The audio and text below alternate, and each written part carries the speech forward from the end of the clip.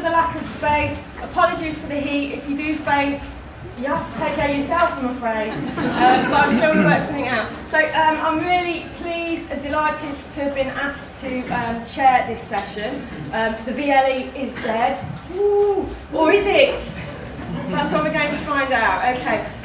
Obviously, if you've had a look at the site intro to this session, James made the proposition: the future success of e-learning depends on appropriate selection of tools and services. Well, I guess that's what we're actually all employed to do, or the majority of us are employed to do that. And the debate is really important in terms of our own institutions, obviously in terms of not just local and regional, but also national planning. There's been a huge, huge amount of government investment and institutional investment put in to virtual learning environments over the last 10 years. And we're now at the point where people are starting to mumble about PLEs, personal learning environments, and thinking about whether the model is a credible one to take forward, and that's what we're here to discuss today. Okay, so my panellists today, I'm delighted to introduce, where is he? Steve Wheeler, and he's from the Faculty of Education at the University of Plymouth. We've got Graham Attwell, who's Director of Research at Pontedasco. We've got James Clay, who is ILT and Learning Resources Manager at Gloucestershire College. And we've got Nick Sherritt as well, who's IT Service Manager, for those IT Service Managers amongst the crowd. They can be your fans, from the University of Plymouth. The debate's been raging across Twitter and people's blogs. You've seen it. All of our panellists are on Twitter, and all of our panellists have been blogging furiously about this discussion in order to generate, quite successfully, I see, some controversy around this obviously controversial area. We're going to be using Twitter today, for those of you who are on it. The tag is just #VLE for this session. And what I would do is really encourage those of you who are on Twitter in this session to take back points from the session, publicise them, and also to help include people who aren't able to be at this session come forward. Please, think about the answers that they get from the panel. If questions come up that we don't spot from the Twitter stream, then why not volunteer yourself to ask them? That'd be fantastic. Okay, so we're going to kick off. We are slightly ahead of time, which is very good. I want to keep it that way. Okay, and I'm going to kick off with Steve Wheeler, who is going to talk about why VLEs are not fit for purpose. Okay. Good afternoon. I hope you've all had a good lunch. You're going to need it. This is a marathon, I think. It's going to be a punch-up. But I'm here to argue that the VLE is dead, that it's had its day. I'm here to convince you that the E in e-learning stands actually for evil. And that the great Satan that's stopping the progress of pedagogy in our institutions is the VLE. It's central to the purpose, and therefore it's causing the blockage. Let's start with the name, the virtual learning environment. Well, the name is wrong to start with. I prefer to call it a content management system, because that's what it does. It manages content. It doesn't actually promote learning at all. If there is any learning that's done, it's incidental or accidental, and it's usually done outside the VLE using other tools that are connected to it. So the CMS, it manages content, and it delivers that content at a prescribed rate, and it does it in a manner which is almost like a funnel, rather than a web. If you look at the work of Ivan Illich, who's one of my favourite anarchists, who said that we ought to de-school society, one of the things he said long before the internet was born was that at the moment education is like a funnel, and we want to turn it into a learning web. Well, we're in danger with the VLE of actually doing the opposite. We're in danger of turning the web into a funnel again. That's my first argument for you. It controls user activities, and it's also homogenising content. And one of the things that Mark Stiles once said, is Mark here at all? There's Mark. I'll quote you, Mark, if I may. He said, "One size does not fit all." Right? I know you said it, Mark, because I read it in one of your articles once. And one size, so it must have been you. One size does not fit all, and all students are different. Homogenising content is a bad idea, and that's what VLEs tend to do. Another thing is that the VLE is actually owned by the institution, not the user. students like to own things, and if they can't own it, they're not really interested in it. You saw from Wesh's speech this morning that students are interested in owning things and actually making use of them and making them personalised. You cannot personalise a VLE. There's another reason why we've got to do away with it. I wonder when we implement VLEs in an institute, who's actually consulted? Are the students consulted? Are the staff consulted, the teaching staff? Sometimes, but not often. Who's actually making the decisions? Is it someone who knows about the pedagogy, or is it someone who knows about how to implement systems and how to manage them? A VLE can be an excuse for shoveling content across from one medium into another, and a lot of academics find it very time-consuming to try and do that, and try and make it interesting, and try and make it interactive. So VLEs actually hog-tie the lecturers into creating content which is not necessarily befitting the learning outcomes. Another thing is that VLEs are not very useful when it comes to discursive types of learning. You only have to kind of look at some of the interactive systems that are built into these institutional VLEs, and you'll see what I mean. They're not conducive to discussion on a large scale. And not only that, but they also prevent students sometimes from discussing with people outside the institution, which is sometimes a good idea. Sometimes not, but it's got to be possible, isn't it? Some of the other things that I'd like to say about the VLEs, these are things that people have said, is that does it make economic sense when a lot of the stuff you can do on a VLE you can do outside for free? All right, it's disaggregated, but you can aggregate it quite simply using the tools that are available. So you can create VLEs from nothing, costing nothing. I put a blog up a few months back called The Two-Fingered Salute. I don't know if anyone's read that at all. Let's have who actually read that? Give me your two fingers. Right, about 12 of you. But the thing is, I'm sure everyone else will read it now, but the thing is, I was mentioning about Agincourt. What's that say? Agincourt, yeah. We won 1-0 against the French. Hey, French here.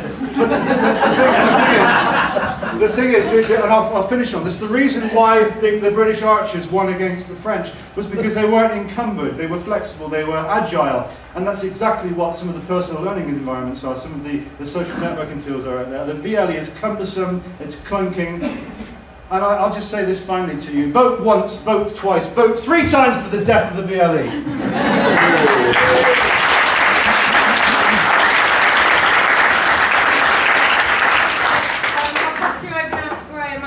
Who's going to be talking about a possible PLE solution?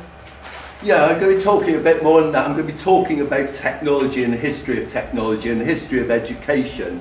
And my starting point is that technology is not something that randomly happens or is inevitable. Technology is shaped by people, it's shaped by social forces. So I want to look at how the hell we got to a situation where we got a VLE and how we can get out of the hole we're in with the VLE today.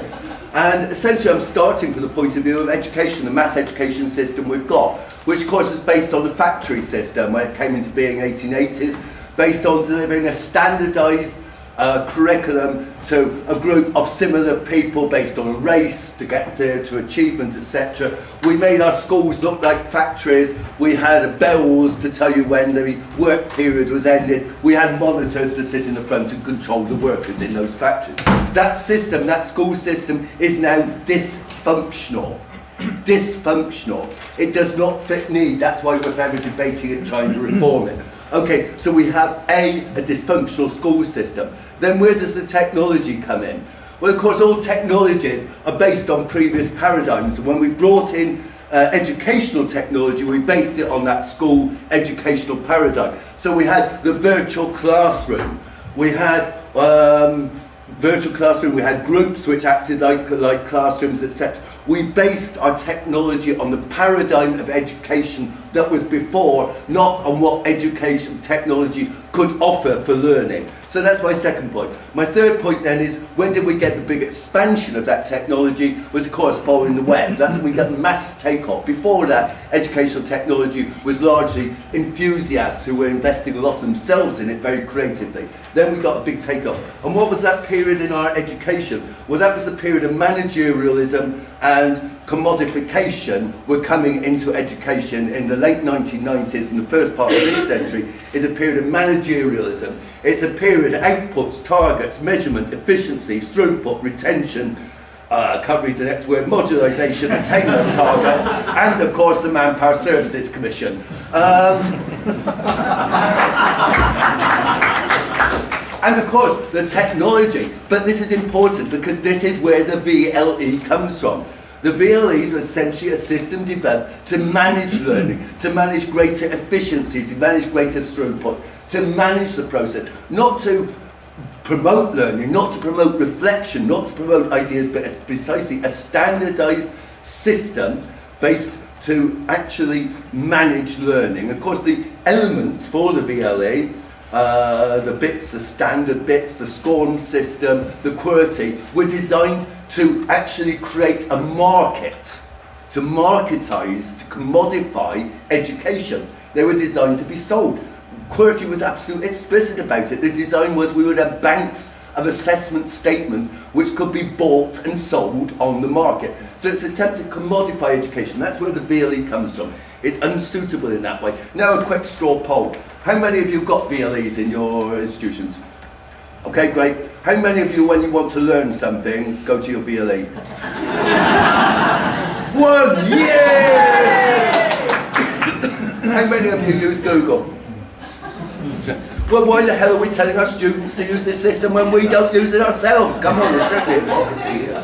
Now, the biggest tragedy for me of VLEs is we missed our chance, educational technology. What educational technology offers is the opportunity to extend learning to people who aren't enrolled in schools, aren't enrolled in institutions. Instead, we spent 99% of our funding on providing technology for the people already in the institution, enabling the institution's models, its social forms, its managerial forms. We haven't moved it out, we haven't given it to people who should be using it. So, I was coming back that technology is shaped. That was the shaping, the institutional shaping of educational technology. But of course something else has happened, and that is called social software, where learners themselves, ordinary people aren't enrolled, have started shaping software themselves, started using social software every day. What does the PLE offer? The personal learning environment is technology shaped by learners. The key to it is it's available to everyone. The key to it, ultimate pedagogic key to it, it overcomes the divide between the environment and the learning. At the moment, we've separated out the learning environment from the outputs and the process of learning. The PLE represents a chance that through shaping your learning environment, that personal learning environment becomes part of the learning, and we overcome that ridiculous divide that educational technologists have introduced through the VLE. Thank you.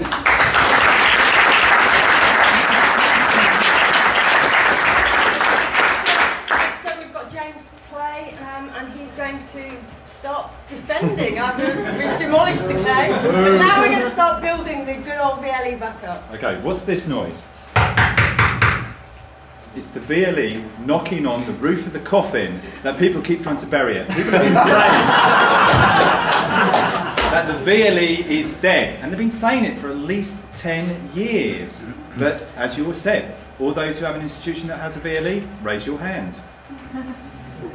Keep your hand raised if your institution uses lectures. Come. All right, hands down. Put your hand up if you need to learn something, you go to a lecture.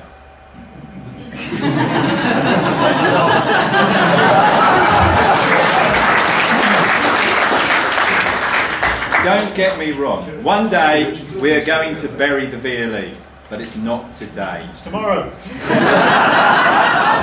It's not tomorrow, but one day. Why?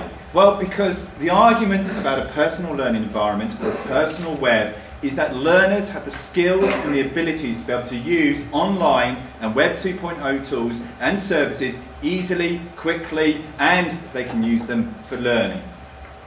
However, if I say the phrase to you, I Facebook during my lessons, only 2% of the world are signed up to Facebook, and of those, hardly any use them. Hardly anybody is signed up to Twitter, and hardly anybody who is signed up to Twitter actually uses it. These are the kind of key things we need to know. If I say the word Google generation or digital native, these are terms that we've already dismissed because we know it's not to be true. We cannot generalise about generations. We cannot generalise that all young people and all old people have all the skills required to interact with the social tools that are out there. We need a framework. We need guidance. And that's what the VLE provides. We're not saying it's the answer to everything. We're not saying that you use the VLE and nothing else. Because the beauty of social networking, the beauty of Web 2.0 is RSS and all these other technologies that allow you to embed, to put into, to stream, to feed into, to put all that wonderful variety that we have out on the web into somewhere. And it allows learners who are kind of cautious and wary of this online world to have a way of being. Eventually, they'll all have the confidence. But the reality is that our learners don't have the confidence. The reality is our lecturers, our teachers, our practitioners do not have the confidence to use social networking tools. To be honest, it's the reality that e-learning professionals and learning technologists don't all have the confidence to use these tools. Let's just do a quick straw poll. How many people here write a blog at least 3 times a week?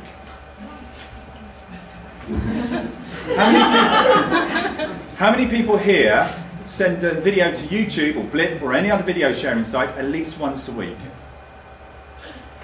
The reality is that you, who are the leading lights in the learning technology field, are not engaging with the very tools that are required for a successful implementation of a PLE. How many people here have used their VLE this year?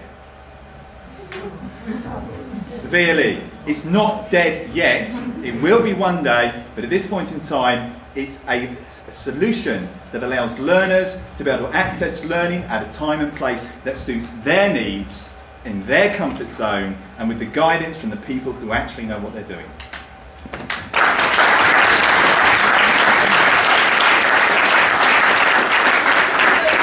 Cold dead fingers crawling from the coffin. Okay, so for our last speaker, before we open the debate up to the room, is Nick Sharratt, and he's going to be talking a little bit, he's going to be saying that yes, the VLE is fit for our institutional purposes. What does that say about our institutions? I don't know. Okay. Well, when I was asked to present at this thing, and thinking of the audience, my first thought was that I'm not going to win this debate. So I'll count it as a win if I get out here alive. I put up on the slide there that the VLE is not finished, which was prompted by something I put in response to something that Steve had twittered earlier, which was actually a play on words, that it's not finished as in it's not dead, but it's also not finished because it's not complete. So it can hardly be dead when we've not even finished building it right yet. And so I'm going to build on some of the points that James made, I think, there, beginning to defend the VLE. First of all, why do educators want to leave the VLE behind? Is it because there's a perception that there's better tools out there? Surely the tools in the VLE are good enough. So do students actually expect this innovation that people are pushing the boundaries to get? Well, there's a paper that's being presented at this old C, 0114, Taking the Lead, Learners' Experience, etc. Judy Hardy and Simon Bates. Does either of you here? Okay, I'll quote from it. In the conclusion, they say, the learners do not generally have high expectations from universities in terms of novel or innovative uses of technology, but they do expect reliability, predictability, and high quality use across their course. That sounds like what a VLE would be good for. Are learners even familiar with the technology? There's another paper being presented here, 0299. Is there a net generation coming to universities? Chris Jones and Simon Cross. And I'm going to pick out a few phrases from their conclusion. Suggest in their research that the picture is complex, that there isn't this clear generation coming through. That there's limited use by students of these new technologies revealed in their surveys of blogs, wikis, other than Wikipedia, and virtual world. In particular, only 1.4%, if I've understood the paper correctly, have ever used the virtual world. So they're not the ones that are pushing for this, and the tools seem to be there, so why is the need to abandon the VLE? Is it perhaps that there's a sense of freedom in stepping outside the VLE, that the VLE feels like it's shackling people and it's not in your control? Is it that some people like to be rebels? Or maybe some just want to play with the latest toys. I'll move on from that one. If the VLE doesn't meet the needs of the institution, though, then that needs to be fixed, obviously. So, in failing to engage with that process would be abdicating one's professional responsibility. So if your VLE has been sourced and it doesn't meet your core business needs, which are teaching and learning, then you've got some bigger problems. Because that means either your IT department is incompetent for not understanding your business needs, your senior managers are incompetent for allowing that to happen, or maybe just your institution doesn't value what you do and provide you with the tools adequate for the purpose. Those sound like a lot bigger problems than the VLE to me. So a good VLE should support and positively encourage the creation of rich and valuable content. So again, I say the VLE is not finished because we know that they don't all do that at the moment. But the VLE could, of course, be an amalgamation of all these fantastic third-party tools out there, as long as they're brought within a coherent institutional framework and the relevant legal agreements are in place with those providers. So, let's go on to the next slide. James, sorry. Sorry about that. So, if you were going off to war to fight for the education of your students, which army would you prefer to send in there?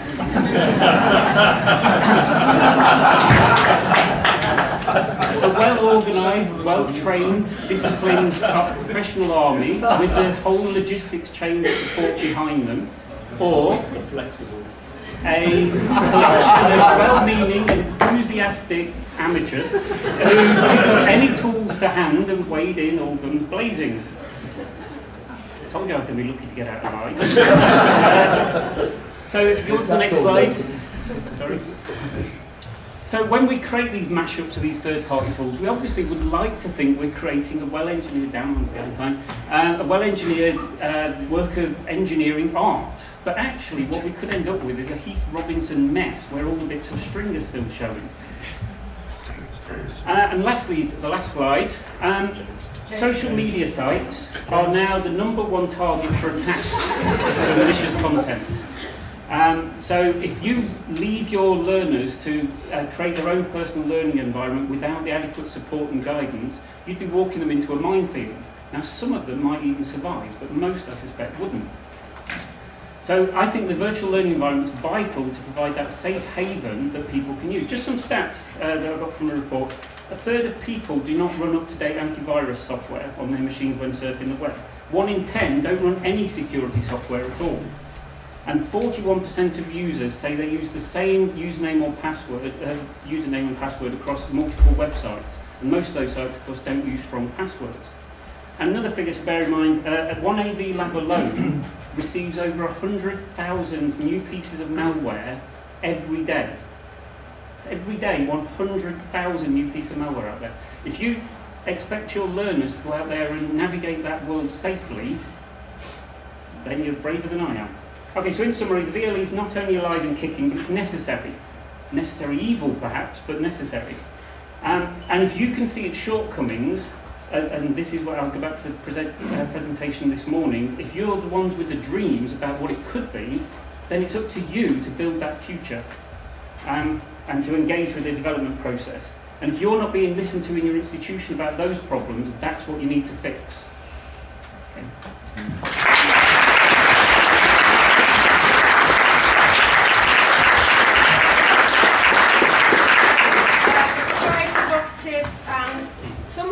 Arguments from all of our panellists, and I'm sure you've got a lot of things that you would like to ask. I'm going to open for questions in a bit, and then we will have a final wrap-up thought and note towards the end. We've got some comments coming up on the stream that I'll just raise in case those people that are mentioning want to raise their hands and expand on the points they've made. Richard Hall, who's in the room, that says that we're actually starting this debate from the wrong point entirely, and we need to be looking at the why and not what.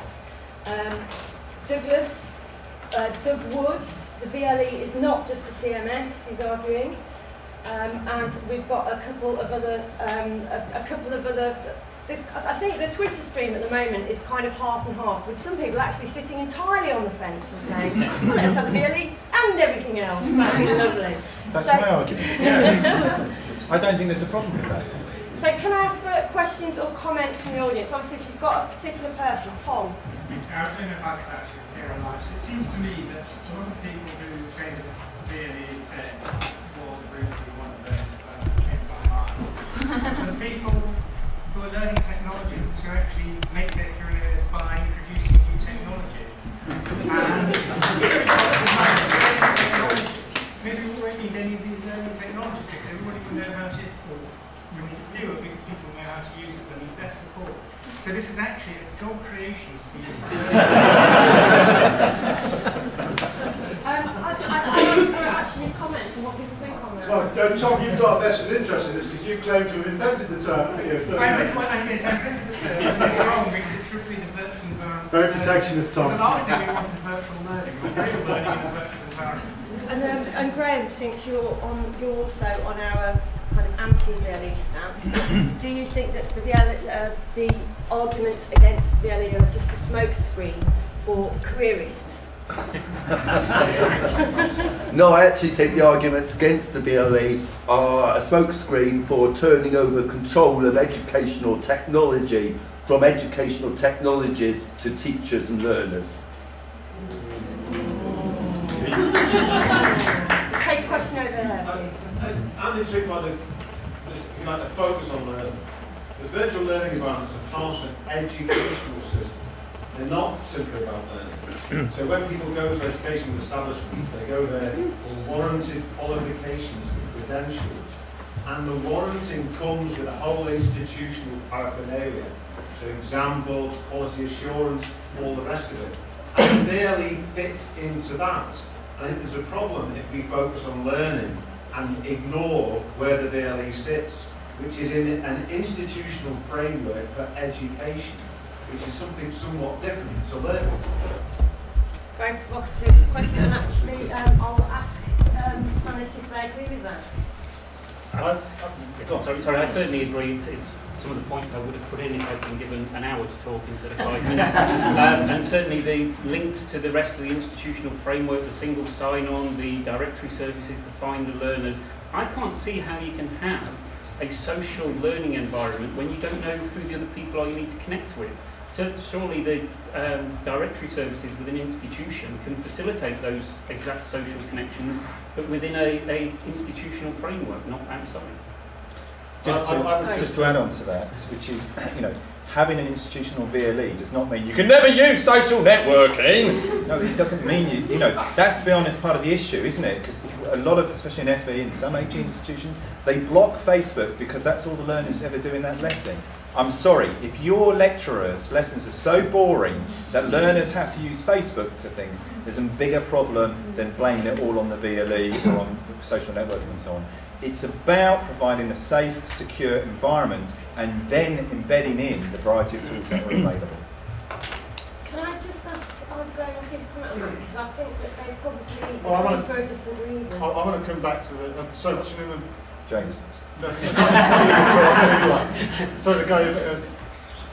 Hi, sorry. What's your name? Sorry. Chris Jones. Chris, you said that there's more to university than learning.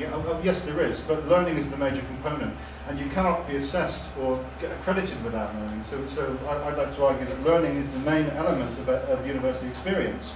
And if you don't get that right, then you're not going to get the accreditation right, you're not going to get all the other admin tools right either. It's got to come first. Okay, I'm going to take a question from the back. I think it's not the VLE per se. I think we get the systems we deserve. Yes, we have VLE or a classroom paradigm. We selected it. We are as guilty as anyone for that happening. To me, I think what the problem is we've lost sight over what it is we need to control, what it is we can leave alone or just enable to happen. Increasingly, what I see is things like VLEs used as control mechanisms rather than enabling mechanisms. But, given the tendencies of people in HE, I can fully see PLE turning into the same thing, because we're already slapping a label on it. Why do we need to call it a PLE? Who said we should do things? Thanks. Do anyone want to come out, or should we? Well, just to answer, I don't really like to kind of respond too much to my styles because I think but the thing is, if something exists, shouldn't we give it a name? I mean, I know it is a good question. Who should name it? But it's like saying, we just found this weird animal that's got 2 horns. Well, we're not going to give it a name because we'll let the animal decide. James, I think that's avoiding the issue. He's on the horns of a dilemma then. Well, I am too much. It's the invention entirely of learning technologists. The tools that can make such a thing up have names already. Why do we have to aggregate them into something we stick in the meeting? Well, they're new, Mark, and if they're new, then you have to name them, surely. If there's no name previously, They're already there. Why do we have to call it something? Well, who says it has to be just the difference is between a VLE and a PLE is the PLE is personalised. You can tailor to make it to your own needs and personality, whereas the VLE is just delivered to you. Interesting calling it a personalised learning environment. Well, they just want to use some stuff to do learning with. They don't want to label it. Okay, we can carry on the PLE the naming discussion later on in the pub. For people who are interested, tonight we're going to be having a FALT meetup in the Contact Theatre at 8 o'clock, and we'll be kicking that off with a debate of, not about naming things, about blogs versus Twitter. So come along to that tonight if you want to. That's me selling my thing for later on. And that's it. Yeah. Dad, it gets my weight whiter than white. Probably not.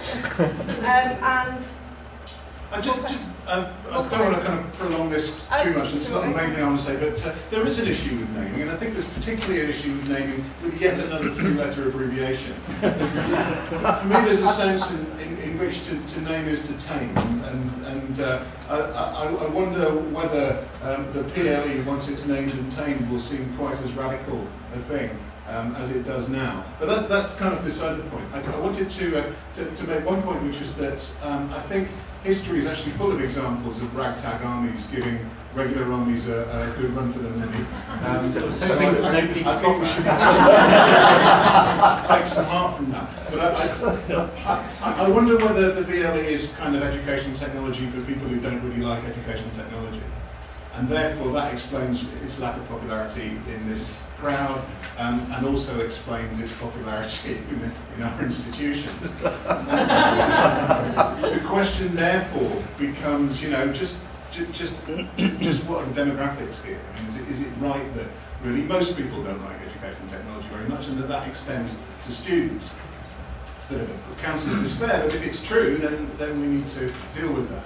Or does it depend what we're doing and how we're challenging and how we're seeking to excite our students? I suspect it does, right?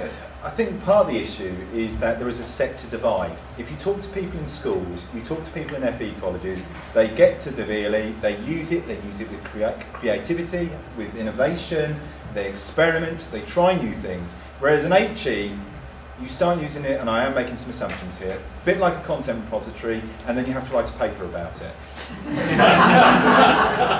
And then once you've written the paper, you then need to evaluate the paper.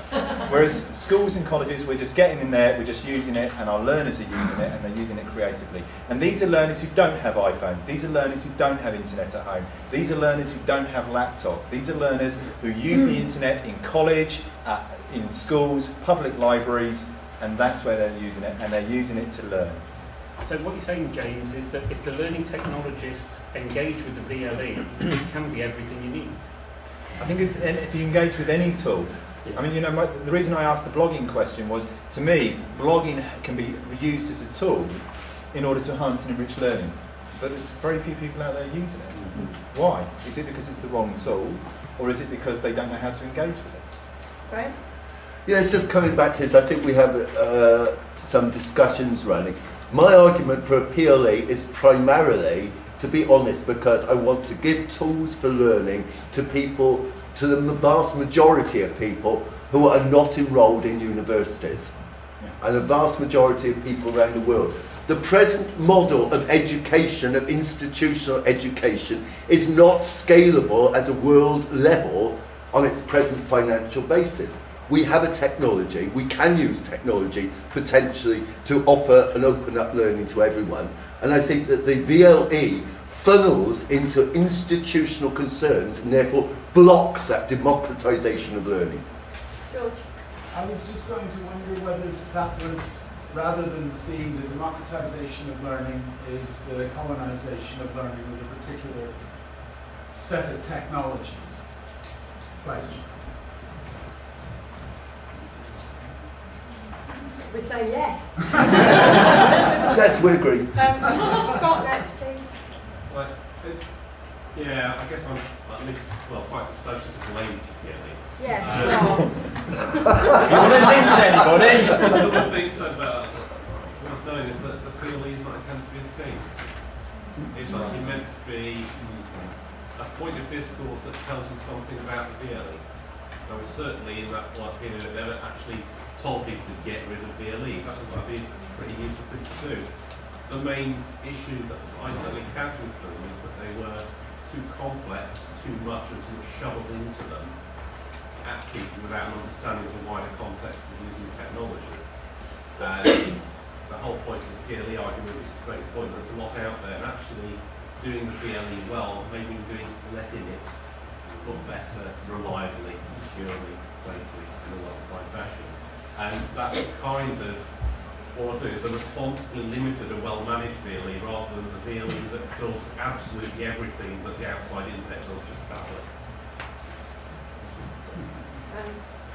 Somebody else in here wants to I was just going to, your democratisation of learning and blocking people out. Isn't that simply because universities aren't somewhere for everybody to learn? They're businesses. And if people aren't going to pay, then they can't come in. Because no, they have to make money, not learners. Increasingly, you've got people like Harvard who are putting their courses online for nothing. They can do that, obviously, but I think that's going to be a trend that will increase. And also, you're looking at people like Joe Siemens and Stephen Downes, of course, with their massively online open courses. It shows that it can work in practice and in principle. They've done that by disaggregating learning from accreditation. You still pay to get the whole Sure, yeah. Yeah, but some people go to, they go to university to the experience. They don't necessarily finish the course, so they're not necessarily there for the degree. And I think we all know students like that.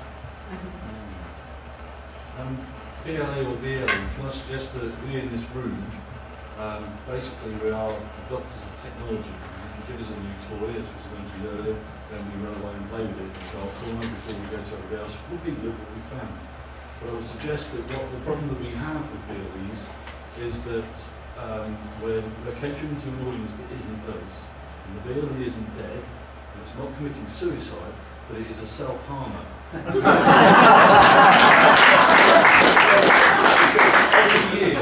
Every year, our academic staff who are intimidated by this or find complex get a new version. Can't we just leave it alone and try it for a couple of years and see what happens? But that's not a problem with the VLE per se, that's a problem with the people who run the VLE. And who runs the VLE? Normally it's the Innovation Prevention Department. Sorry, you're chairing. I am chairing. Thank you, James. I am chairing. I think the reason we keep changing the VLE is we're trying to get it right, really. I mean, I came to this thinking, oh, the VLE is dead, whoopee. But actually, no, I think we actually need to get the VLE right. Then we can start to kill it. Is there anybody? Yeah, I'm going to. Okay. I'm just interested in the idea of we've had a couple of speakers have used the metaphor of sort of armies and war, and I'm just wondering whether the students in this whole debate are actually the people on the ground. And from where I sit, a lot of people who use VLEs, the students see them as a means of oppression. How many people here are on Facebook? How about that for hands up? Well, certainly every one of my students is. And I mean, I'd just be interested to see what other people say about that. How the students, at least in my country, tend to see VLEs as oppressive models. It is all about control. I spoke about 2 years ago when Facebook was really beginning to become popular with our students, and I noticed that around about 8,000 of our students at the time, out of about 25,000, were actually on Facebook. And I spoke to our managers and all of the ILS, information and library services people, mixed bosses if you like, and I said to them, look, there are two things you ought to know about this. Firstly, all these students are on Facebook doing stuff that you don't know about, and secondly, you can't control it. And the whole idea was that they wanted to control everything, and some of them actually went white with worry over it. So it is seen as an impression by the students. Can I just say that the point I was trying to make with the VLE is the institution's got a sphere of influence, which is what it should stick to. And the things that the students decide to do outside of that, instead of calling it a PLE or anything else, it's their social life, it's their private business, get on with it. If the institution starts meddling with that, we start looking for control and things again. So I'm saying the institution should stick to doing what it does best, which is the VLE, and leave the rest up to the learners. Can I ask, sorry, I'm just going to sit down and we'll get back. Can I ask any comments on... Yeah, it's just what institutions should be doing. I mean, that is important. I certainly don't want institutions, the students coming in to be told, here's your PLE, do it and keep it. Don't want that. But there is a lot that institutions can be doing in opening up content and making it possible for content to be accessed from different devices, from different applications, in different ways, and remixed and reused. And that's what I think institutions should be doing, opening up, providing access to the resources they have, rather than imposing frameworks and cutting down on different ways in which you can socially interact with content. There's a couple of points here. One is the idea, the concept that all our students are on Facebook is, I think, still a flawed argument. We don't have digital natives. We don't have the Google generation. There was anyone here heard of that? Teens are not on Twitter. Who read that? Yeah. Do you know there are, as a percentage of user, there are more teenagers on Twitter than there are on Facebook? It was just the way that it was the survey. They asked 30 students. It really was a poor, it was that kind of, just because the research says so doesn't make it true. It's part of the kind of thing. So just people saying, but the arguments about the PLE and about separating the two out is, and I have to admit, I'm starting to agree with Graham. Well, I've always agreed with Graham actually in this respect. Is the problem with it that people perceive is the VLE does not have to be a closed system. It doesn't have to be one where nobody can look at anything at all. If you start considering your VLE to be more like an open library and more like an open environment where people can come together and share and collaborate resources, all the better. There is, however, a big problem. One, people don't like to be judged. Two, nobody ever does anything original anymore anyway. You only have to look at the queues at photocopiers in your institution. And therefore it's very difficult to share what other people are doing because it's other people's stuff rather than their own. So there are issues there in terms of sharing and collaboration. There's very little original content out there. Sorry, you're typing away. I was just saying, it's interesting you're talking about the notion of institutional control. I suggest everyone look at what their what is the first thing that comes up on their own institution when they go and have a look at some of the social networking sites, because especially in say YouTube, you might find a real shock on what it is that your institution is famous for, like the beer bomb, for example, on one institution. Go to Yahoo image search and search for Gloucestershire College. Take questions or mine. Questions from back. I find this a massively frustrating debate, to be honest. Ostensibly because I think we're doing the thing that Tom's been talking about, which is kind of prioritising the next kind of new thing. For me, it's kind of a step away. It's kind of it's taking Graham's thing forward about saying, well, what does our institution stand for? The technology is kind of secondary. You can think about what it is that we're trying to implement further on down the line. Actually, what do we want to be? And that's maybe looking at what George Siemens or Stephen Downs are doing, and actually saying that Montfort University in the East Midlands of Leicester is high levels of socioeconomic deprivation. What we need to be about is a social enterprise. Or how do we therefore engage with our communities? How do we affiliate with our communities? What is it that we do? And what are the technologies, the organisation that would support that? I think, and I went on from it. I don't know if I noticed.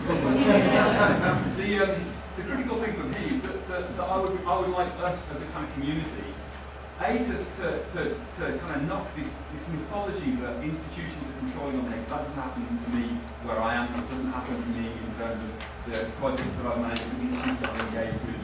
QA departments I've dealt with, the infrastructures I've dealt with have been massively enabling if you want them to be, if you engage with them. And people do give a damn about providing a good enough enabling environment. And I think it's down to us in this room to seize that and move the agenda forward. I think where we get stuck is on this PLE feeling thing, rather than thinking about, well, what do we stand for? How do we make the world a better place? How do we engage with the stuff that Graham's been talking about around democratisation, participation, emancipation?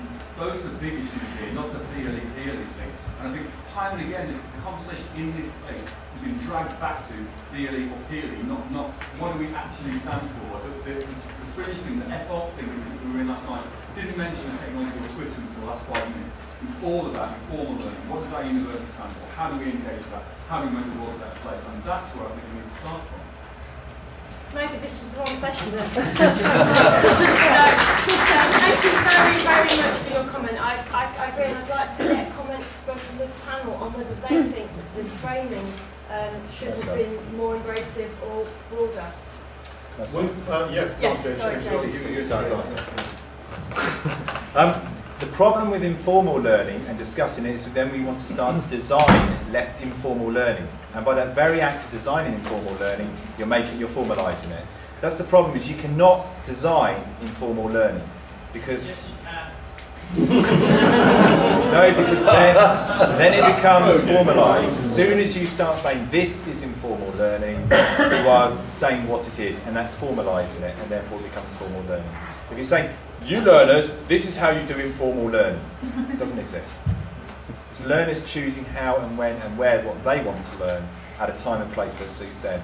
Technology can enable that. The VLE can be the portal. You can use all the other web tools to go into it. But at the end of the day, it is impossible to create learning designs or design learning for informal learning, because by its very definition, it's not about what the institution is or what the institution does.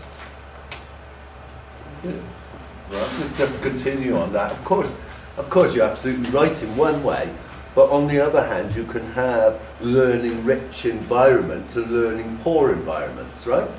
Now let's take that into the real world and the real physical world. You can get workplaces where there is a lot of learning to be gained from that workplace, and you've got workplaces very poor for learning, very little to be gained. Now that's part of it by environment, about the design of the environment. And that's very much what I'm arguing with the PLE point, is that by encouraging learners to design their own learning environment, that becomes part of the learning, and that overcomes this rather, to me, artificial divide between what's formal learning and what's informal learning. At the point at which you start saying, if you are designing your learning environment, that is part of the process of learning, and of course learning will happen through that. Now, is that formal, is that informal? I'm not sure at that point. But at the moment where we use learning environments in the VLE sense as a walled garden, or as a framework, or as a funnel in which you have to interact, then that learning and that experience in shaping learning environments is being denied to learners. Doesn't that assume that the learner is an expert in their learning, and they can create, construct, or whatever their own personal learning environment? And maybe by the time they get to research degrees, maybe they can, but an awful lot of people are not experts in learning. At least not experts in focused learning for whatever it is they want. And I certainly don't want a doctor who's just done all their own learning to decide that's what they want to learn for me. I want somebody who knows how to diagnose what's wrong with me. And I would agree with that completely. I mean, the research that I quoted from indicates that not only are the students that are joining the HE institutes not adept at designing their own personal learning environment, they're not actually that necessarily adept at using all these new social media tools in the first place, let alone then appropriating them for the use in learning. So if that was to happen, it needs to be guided and instructed on. I think actually the point you were making earlier about the debate being artificial, I think you'll find a lot of the panel would agree with that, that actually the big questions are what are the institutions about and what are we heading towards. that the technology, you can make the best use of it in many different ways. There's a philosophical argument about whether the institution should do their bit and leave the rest up to the people or not. But ultimately, you're right, I think the big arguments are, what are we about? And I think we're having them now. I think the reason we decided on that particular message or that particular title was to be provocative, and I think we've achieved our aim because the room's full, isn't it? And you are debating the main issues now. But let me just come back to the this so-called divide between between formal and informal learning. I don't think there is it is a blurred edge, I think, rather than a divide. And students will learn informally whether we help them to or not. That doesn't mean to say they're experts. Yes, sit on the ground. Yes, they will. But they will, and that's learning. Sam, that's learning. I mean, it might be learning about photography. I don't know. It might be learning about it depends what they're talking about. That's right. If you go and actually sit with them, or at least put a few kind of microphones there, they'll switch. They will switch. They'll be talking about what they did at night. You don't control experiments, though. Well, I do go and talk to learners, and I do ask them the environments that they're using in. They will switch. Everyone does it. Everyone switches between what they're doing, and then they'll switch over because that's what they're talking about. They'll start talking about the work, and then switch over to what so and so did with so and so the week before.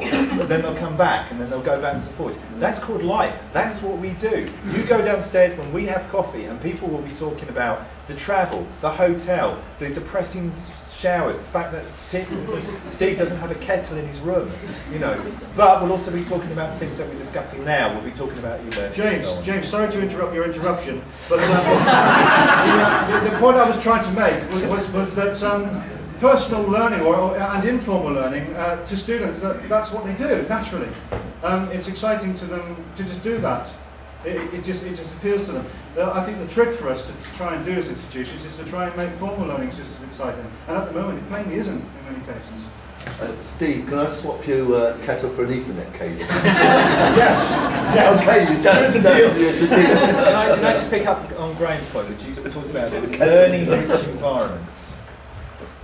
Hold on. If we as an institution provide a online or virtual learning-rich environment, maybe we should stop calling it the VLE and call it the VLRE.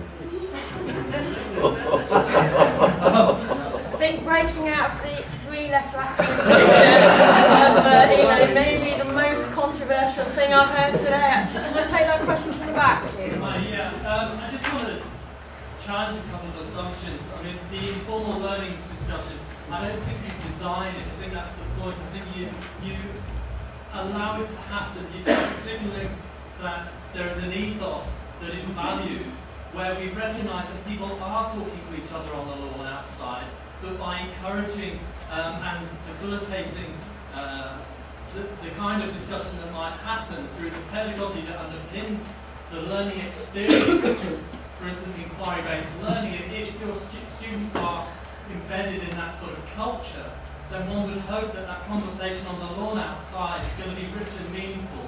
And personally, the greatest learning experiences I have ever had have been the ones that have been on that grass, where it's not about content equaling learning delivered through a VLE. It's about being involved and responsible for my learning along with other people.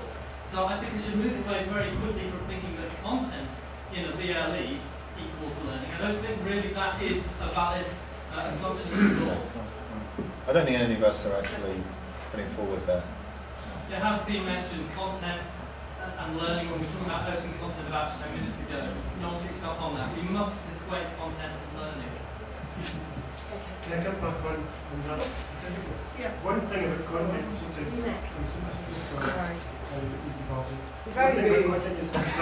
sometimes people to read research papers.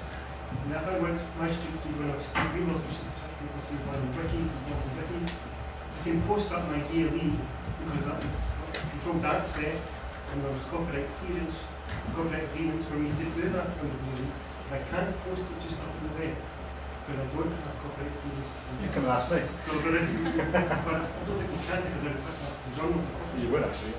That's the trouble. That's the trouble with these kind of. It's another institution, isn't it? The journal publishing system. That's why I'm all for open access journals. you don't have weekly contact. Question over here and then a question. Well, actually, it was a comment actually on the last speaker, but one was talking about inquiry-based learning, the possible structure, informal learning, the possible structure. Well, I don't have any actual real-time practical experience of inquiry-based learning, but I have written about it, and all the cases that I found of inquiry-based learning, it was and problem-based learning, it was very, very highly structured. I'll tell you what, there are examples where you can have ill-structured problem-based learning, and I think those are much more, they can have better results in terms of more rounded learning, because you have to consider all the possibilities, not just the one possibility which leads you to the solution. So ill-structured problems are actually, I think, more powerful than structured problems. And we're going off the boil a bit here, but that's another debate. Comment, question over here from Logan. Yeah, I mean, one of the things that I think about this is that there's a lot of discussion at a macro and ideological level about, you know, the kind of broader social needs of tools, this binary which isn't really binary anymore.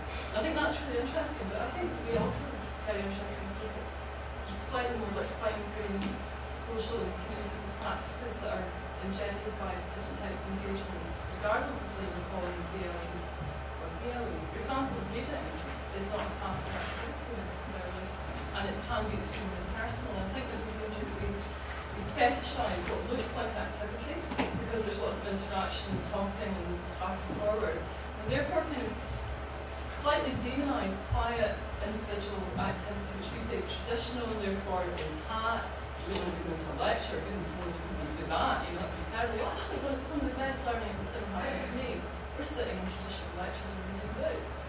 I'll get a quote. Sorry, but you know, I have to keep citing this, and we're being quite controlling in a sense if we lose sight of the fact that there's a big spectrum of engaged activity that students take part in, and some of it is quiet and reflective, and that's okay too. And maybe the VLE is one part of that we should do. Any comments? It comes to the point, you know, you were saying that reading the book, attending the lecture was good for you. Well, I'm not saying it's the only thing. Yeah, but you learned a lot. The issue is that everybody here is different. Everyone here is an individual, and there's no one-fit-all solution that fits it all. Now, I'm not saying the VLE in its entirety is about doing that, but that's like saying, let's have a look at this physical environment. You know, this environment is not suitable for everybody in here. A, it's too hot, there's too many people, there's not enough chairs, and all those kind of things. But we don't talk about, let's pull down the university. What we do is about providing, and I'm going to quote Graham here, learning-rich environments, about providing the places. The nice thing about the grass is great, but does it have Wi-Fi? Does it have a decent phone signal? Can people engage outside with people who are not on the grass while they're sitting on the grass? And that's about taking the best bits of the VLE with the other bits and allowing people to be able to do what they want to do. It's not about saying, let's throw all the books out. It's about saying, what can we do alongside books? The rhetoric can sound a bit like that. The example I use is, if you're studying Shakespeare, some people like to have a book. They like to be able to thumb through it, annotate it. But on my iPhone, I have every single novel that Shakespeare wrote, every single sonnet. Okay, which means I've got a like to. But it means I've got the choice of being able to go to my personal library as well as reading the book. And that to me is what a VLE is about. It's giving people that starting point and then giving them the choice of where they can go elsewhere. It's not about restricting them just to the VLE. Shakespeare something about this room that is in common with the VLE as we use it, which is this room and the way that most VLEs are used is done for the benefit of the institution, organised for the benefit of the institution, far more than it is organised for the benefit of the learner. The VLE can be used extremely well. When you actually look at how most VLEs are used, and indeed how this room is arranged, you can see that we very rarely do things for the benefit of the learner. It seems to me that a lot of what has been said by those who say the VLE is dead is not that the VLE is dead, but we don't like the socio-political structures of institutions and half of that's the VLE. If we get rid of the VLE, we can have open institutions, or open content, or open journals, and blah, blah, blah, and perhaps get rid of accreditation, all that sort of stuff. And the VLE is sort of seen as part of that, so VLE is dead. Or should be dead, perhaps, to be a better title than is dead. And you're just aiming at the wrong target. You may not like the structure, but saying the VLE is dead because you don't like our structure of which it is part is shooting at women. Dave? Yeah, I think I'm approaching also what Rich said earlier on that. I think that really we're just using technology as a kind of easy way into a larger and more complicated debate, which might be fine, but most of the substantive things that you've been saying haven't been about technology. And yet, the technological questions have thrown those questions into relief and have amplified certain issues connected with those questions. And I think that's always the way. There is this in learning technology. There is a dichotomy that's very fundamental, and yes, it reflects a wider dichotomy. But that doesn't mean that it's not real within this context. And this is this dichotomy in answers to the question, who is the user? Whether the user is the institution, and in some sense the students are the used, or whether in fact you've got students who are being users in the same sense that we are users when we use technology in research or in to further work that we're doing. And it's, I mean, so there's anything meditable about this, but the VLE does seem to lend itself to very kind of top-down, structured and controlling approaches by institutions. It's possible to challenge those from within the VLE and without jumping the VLE. But I think it's quite instructive and quite important that this debate has reflected these wider educational and social questions. And I don't think we should be ashamed of that, or we should think that in some sense that this is not for us to deal with, because these arise in particular ways in a learning technology context and must be addressed. Dave, do you want to respond and then? I see what you're saying about this being a valid way in, but my worry is that hitting two technologies against each other, when we get back to our institutions, being radical from within the VLE, or making PLE, etc., aren't we just using this technology as a way of aren't we just hiding behind it rather than actually just standing up and saying, actually, I don't like the way this institution works, I think it should be X, Y, and Z, aren't we just chickens? I think we're not chickens, we're Trojan horses. I'm going to take a couple of comments on that comment, because I saw Scott, did you just put your hand up? Hang on, can I take Scott, sorry, can I take Scott Wilson first and then your comment, please? Over here first, please, and then you. I'm an ineffective chair, what can I say? Sorry. I'm going to take Scott's comment and then your comment. Okay, thank you. Well, I'm thinking back to how VLEs came about in some institutions I've worked at, and there were mostly boards on the recommendation of the sort of people who come to this conference. And I'm thinking back to my institution I work at Bangor. Probably invested somewhere by now about £4 or £5 million or so in Blackboard over the last 8-10 years. What's to do with that?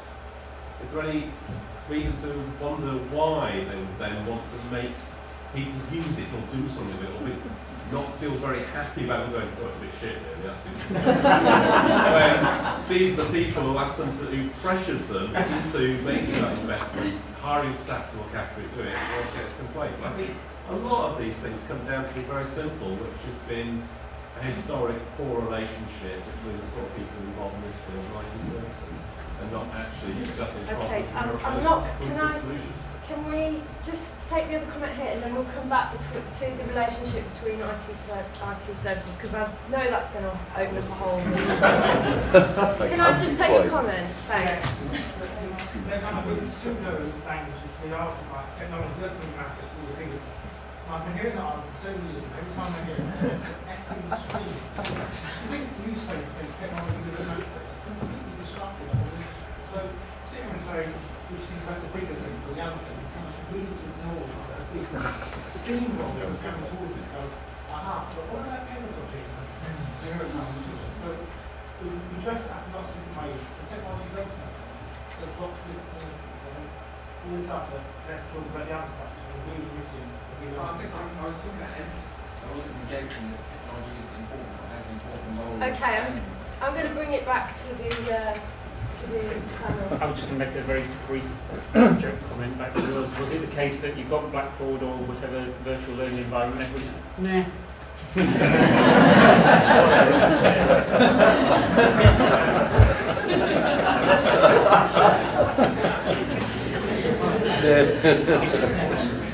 Okay, any more comments on the floor?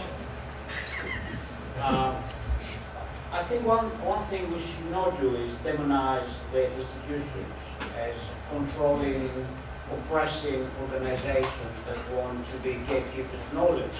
And I think this is a kind of underlying thread in this kind of conversation I had here from quite a few people. Quite often the institutions do not have a good vision of what a VLE should be. Let's not forget that VLE stands for virtual learning. So they suffer from that. So when they look around, there's not a decent system to adopt. They probably haven't got the funds or the resources to create something non-proprietary for their use. So my question, in addition to this comment, is, does the panel think that in response to the criticisms, the VLEs or the organizations, the corporate organizations that produce VLEs, are trying to create new versions of their existing VLEs which look and behave more like VLEs?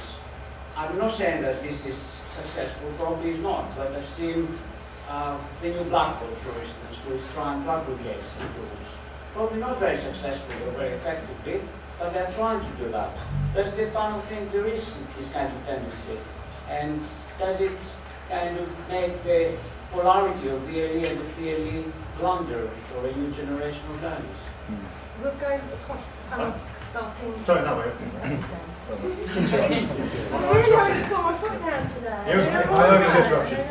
I don't think we're demonising institutions. I think we're demonising our innovation prevention department. Now, in your institution, that may be IT services, and somebody else's, it may be the finance department. I know, for example, in one university, they don't allow staff to have iPhones because they happen to have a contract with T-Mobile. You know, it's like, I want an iPhone. No, we only deal with T-Mobile. I want an iPhone. I know we only deal with. But there are other institutions that say we would like to buy, you know, mobile devices. Well, we only buy HP. You know, I know you only buy HP because, and it's about those innovation prevention departments that then gets people to say, right, I'm going to go outside, rather than communicating, rather than negotiating, and rather than changing the culture, they go outside. And I was one of those. I was one of those enthusiasts who would go outside, often because it was easier and quicker. But actually that doesn't change the whole institution, it doesn't change the learning process. You need to engage with the people in your institution and everybody at all levels.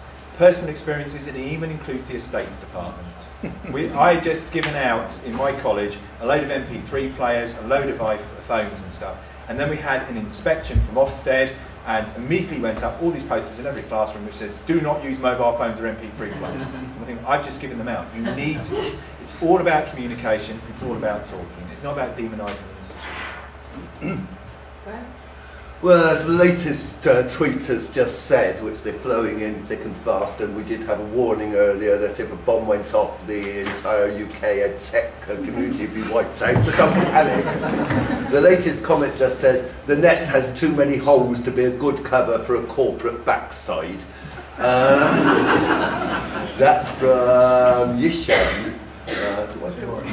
Yishay Moore, yeah, that's Yishay Moore's comment, and I rather agree. But my point about institutions, I suppose, is to say, we've been talking here a lot about educational technology. I still am trying to make the point, why do we say educational technology being limited to the institutions? And to me, the potential of this technology is to extend learning beyond the institutions, and I would see institutions having a role in that. My frustration is that the discussion, debate, development, implementation, testing and research of educational technology is limited to the institutions. And I really think that we've got ourselves in a very strange mess in that situation, in that regard. And on your point there about the fact that the VLEs are morphing in to try to look at least like PLEs because that's what they think people want. And I think that's just a case of market forces. If that's what they think people are looking for to buy, that's what they will do. And in terms of the institutions not having the resources to develop a VLE that actually is fit for purpose, maybe the problem is that each institution's acting individually.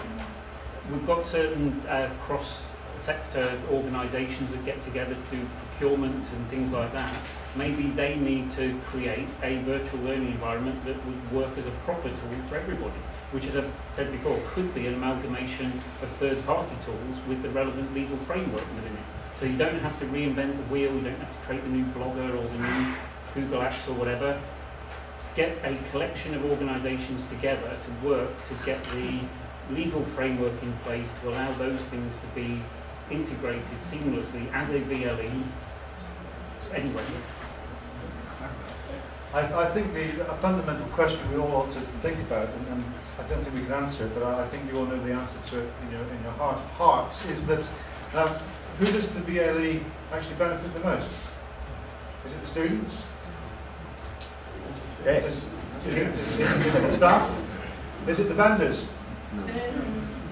And to be very cynical, I think that we're running out of time. To be very cynical, I think in answer to your question, stealing out about bolting on new tools, the VLE vendors are trying to emulate everything that's happening out on Web 2, or whatever you want to call it. And they will bolt anything on that they think will sell a new VLE to a new institution. It's as simple as that. I'm going to actually have to close the questions down because we're coming towards the end of what's been a really interesting session. I'm sure that everybody here is going to, in fact I know these guys are going to be carrying on the debate over their blogs. Like I know the sun will come up tomorrow. And Manchester. Obviously,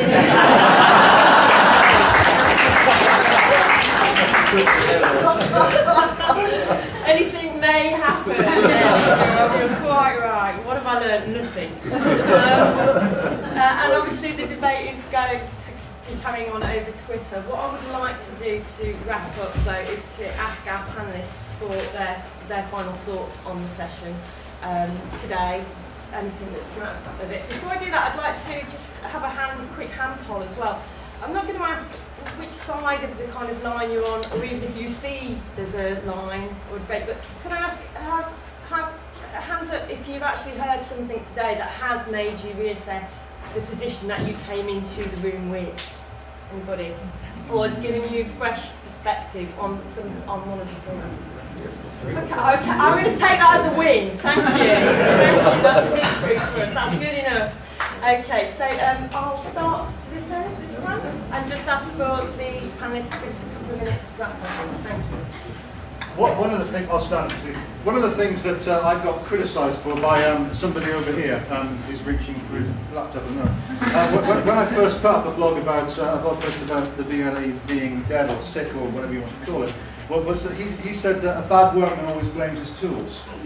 I'd just like to come back to him here and say that a good workman actually chooses the right tools, and that the VLE, in many cases, is the wrong tool for the job. And this is what is causing so much, I suppose, so much, what's the word, inertia within the university system.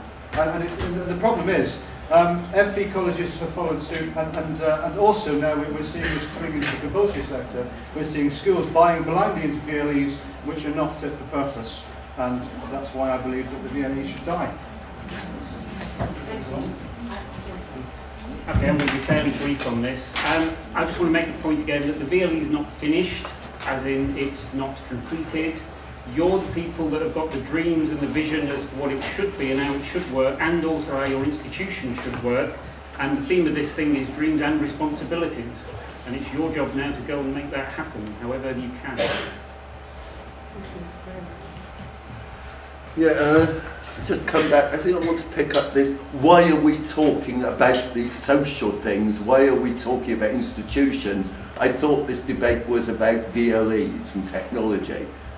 So I think that's perhaps the most important issue which has come out this afternoon, is that technology is not something that is inevitable. It is not something which happens in the same way as it rains every morning in Manchester. Technology is socially shaped, and there are different forces which are shaping educational technology. And as educational technologists, we have to understand, discuss, debate, and think about the consequences of those processes, which means we have to examine those processes. Yes, the history, the social structures, the institutional forces, and we as an educational technology community, oh, my head's cut off in the video.